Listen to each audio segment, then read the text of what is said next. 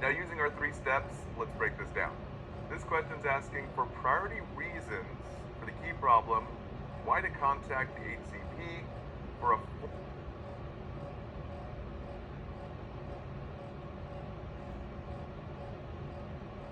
for priority reasons for the key problem, why to contact the HCP for a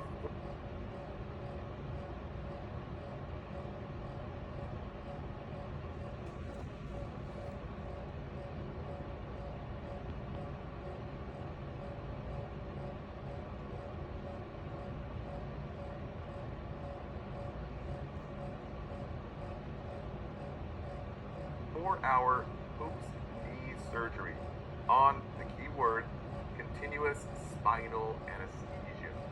So before looking at the options, we're thinking bleeding and sensation complications. This patient has a tube inside their spine. It's causing an anesthetic effect. So the solution we're looking for are findings that can cause the worst potential outcome. So option number 1 is incorrect. Intact sensation of both the lower legs, this is what we want, so it's appropriate. Now option number 2 is correct here. No anticoags with an epidural catheter in place. We're talking a big risk for bleeding. So we have to choose option 2. Now option 3 and 4 are incorrect here. Minimal bilateral leg pain is good. And option 4, hemoglobin that's decreased is expected with after every surgery. So it's expected post-op.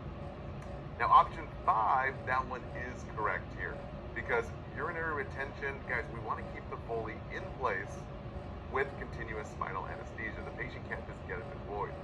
So we need to keep that Foley in place. Okay, that wraps it up. For more details and test tips, please see our rationale below.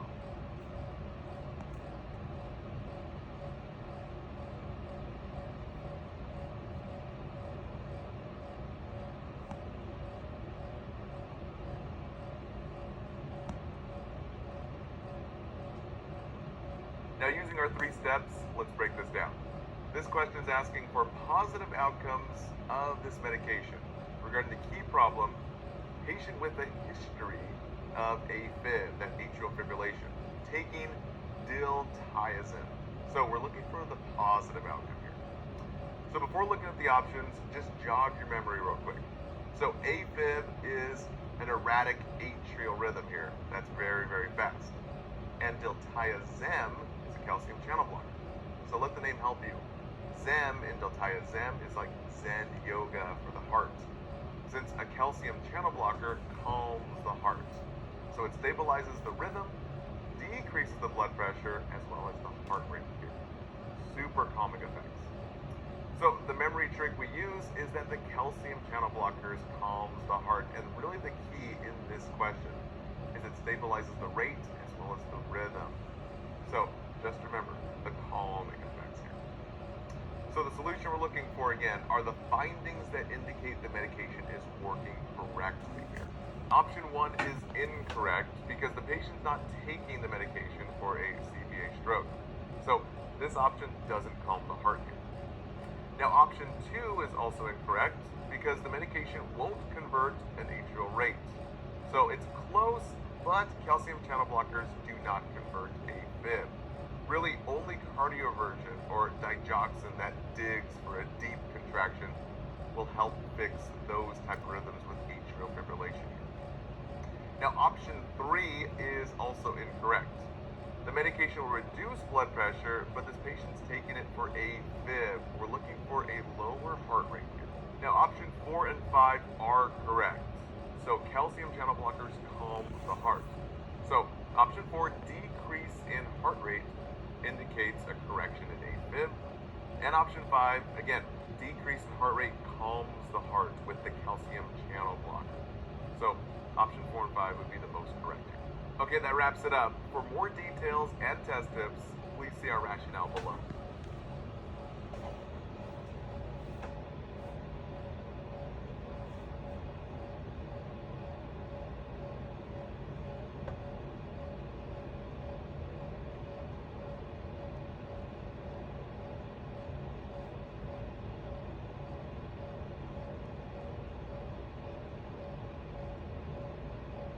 Now, using our 3 steps, let's break this down. This question is asking for side effects to report immediately regarding the key problem. You're starting lisinopril. So before looking at the options, look at the drug ending here, guys. So it's pril, which is an ACE inhibitor. So just think prils are the chill pril for the heart, which lower the blood pressure and not the heart rate here.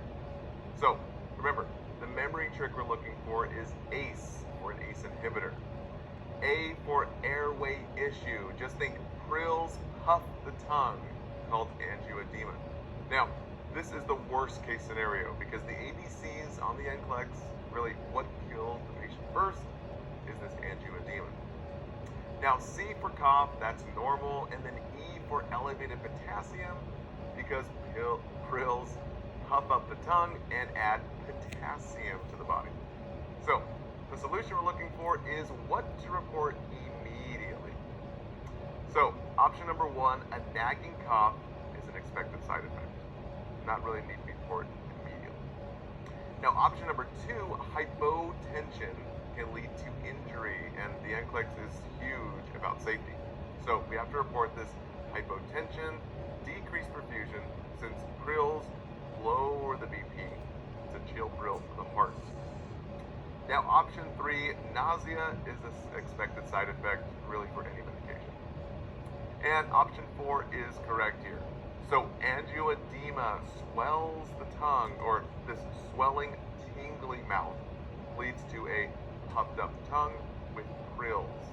So, anytime we get a puffed up tongue, we're thinking a big airway issue that's life-threatening.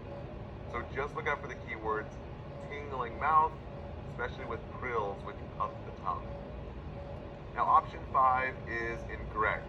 General weakness is an expected side effect of the medication since we're lowering the blood pressure. Okay, that wraps it up.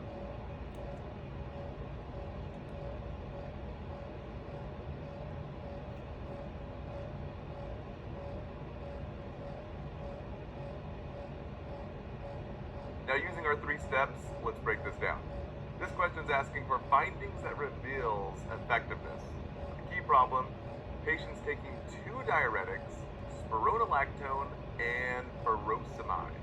So, before looking at the options, we're thinking here, 2 diuretics, one is potassium sparing, the other one is potassium wasting. So really we're looking for normal potassium and treating fluid volume overload. Now, if you guys didn't know that, use the memory trick S for spironolactone, spares the potassium. And then ide-ending diuretics like furosemide and hydrochlorothiazide, just think body is dry. It drains potassium as well as fluid. So if you're taking a potassium sparing and potassium wasting, we're trying to balance it out. So the solution we're looking for are positive outcomes of spironolactone that spares the potassium. Now, option number 1 is incorrect. So addition of medication is not for blood pressure control, it's for sparing potassium. And option 2, also incorrect. Medication doesn't increase glucose. Hyperglycemia is not a positive finding either way. And option 3 is correct. Normal potassium. This indicates we're sparing potassium with spironolactone. And option 4, incorrect.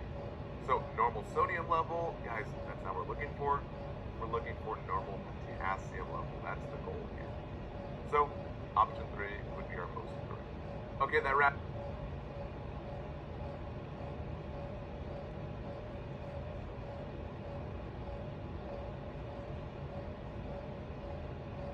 Now, using our 3 steps, let's break this down. This question is asking for which patient statements for the key problem, patient taking warfarin. So before looking at the options, we're just thinking warfarin is an anticoagulant. And anticoagulants, we have an increased risk for bleed, and vitamin K blocks the warfarin effect. It's the antidote. And vitamin K is found in green leafy veggies. So the memory trick we always use for warfarin is Warkin. So W for warfarin is K for vitamin K in our little memory trick, Warkin, and vitamin K found in those green leafy veggies. Now the key term here is a moderate amount of green leafy veggies. Not increased, not decreased, just a nice even amount. And Workin ends in IN, so INR is the lab value to monitor for. Not PT and not anything else. So 2.5 to 3.5 is the therapeutic range for INR for mechanical valve replacements, and then 2.0 to 3.0 for anyone else. So remember, if INR is too low, then the clots will grow. And if INR is too high, the patient will bleed out and die here. So the solution we're looking for are incorrect patient statements here. So we're looking for the incorrect option.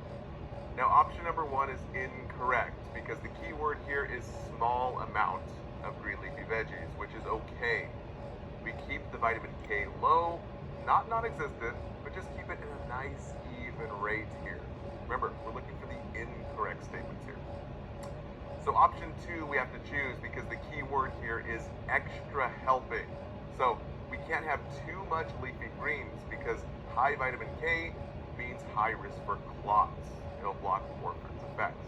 So remember, vitamin K, not the green leafies that are too high and not too low or non-existent. Just nice and even.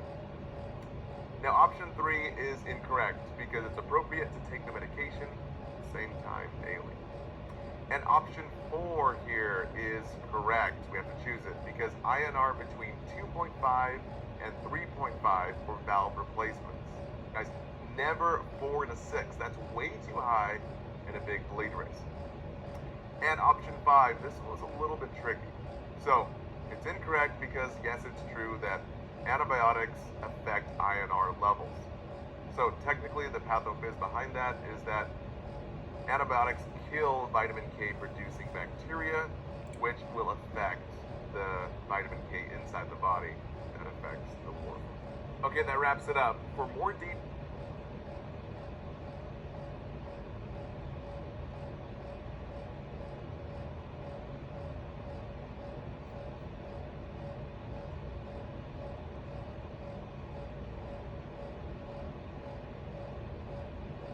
Now using our 3 steps, let's break this down. This question is asking for what info to report now for the key problem, elevated troponin, angina, as well as alteplase. There's a lot going on in this question here. Let's break it down. Cardiac damage, clot buster medication. Guys, we're thinking high bleed risk here. A lot that can kill the patient. So just remember, T for troponin, we're thinking T for trauma in the heart. Massive heart muscle damage from a heart attack. And alteplase really disintegrates any type of clot. It's a clot buster, but has a really high risk for bleeding.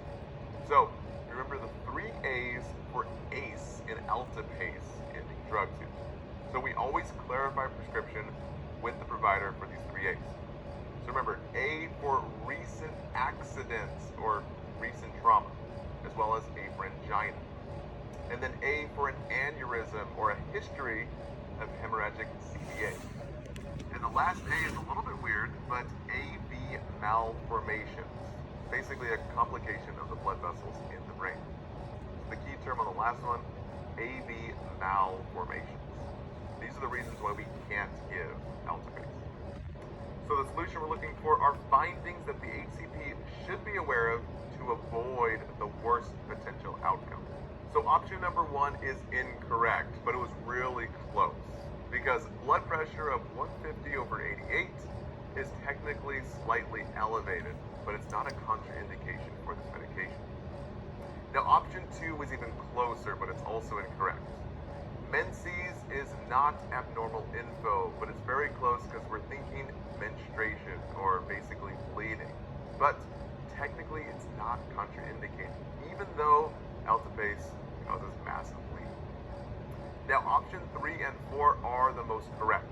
So history of AV malformation, we're thinking a rupture and bleed inside the brain. And option 4, unrelieved angina. This may indicate an MI. So option 3 and 4 are the most correct options here. And option 5, a history of migraine. That's not really urgent, and it's a chronic issue. So remember the 3 A's for the Altepace, and you should get this kind of question correct. Okay, that wraps it up. For more details and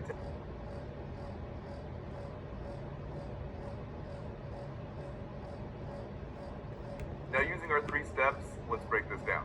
This question is asking for the most important question to ask the patient on the key problem, taking lisinopril with a massive high blood pressure, as well as cold symptoms. So remember, prils are ACE inhibitors that lower the blood pressure. So the memory trick we use is that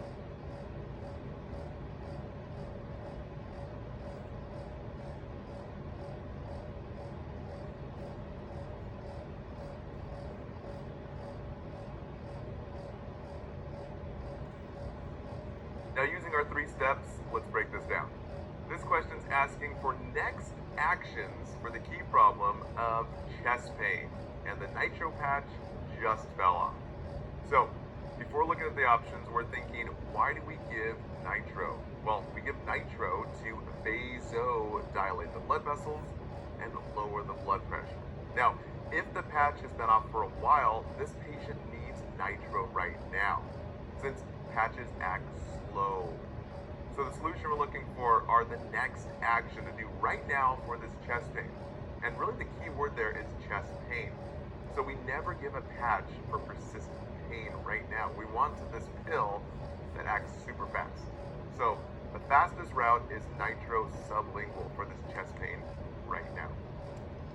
Now option number 1 is incorrect, because Norco is a pain medication. It doesn't fix the chest pain. Only nitro will do that right now. So option 2 is the most correct. It's the fastest route to get nitro, given it sublingual, under the tongue. Now option 3 and 4 are incorrect. A transdermal nitro patch is way too slow. We need the fastest route, which is sublingual. And option 4, troponin and cardiac labs, guys, that doesn't fix the chest pain right now. Chest pain is a priority on the NCLEX. And really the first thing we do to alleviate that is the nitro. And then option 5, more assessments. So ECG doesn't fix the chest pain. This patient needs nitro. So giving it sublingual is the best option here. Okay, that wraps it up. For more details and test tips, please see our rationale below.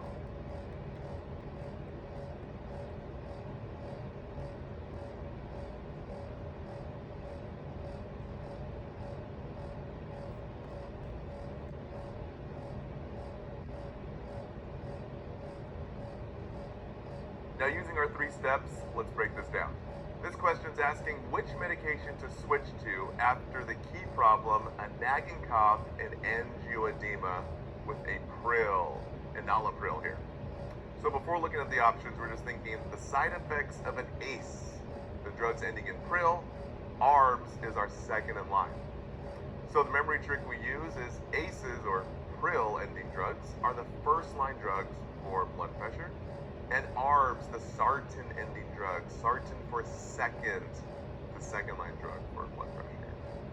So the solution we're looking for is a substitution for ACE medication, and sartans are the second in line. So option number 1 is incorrect. Alprazolam, guys, Pam and Lam, that's a benzo, has nothing to do with blood pressure. Option number 2, guiafacine, is a cough medication. It has nothing to do with blood pressure. And option 3, pretty close, but it's another pril, which is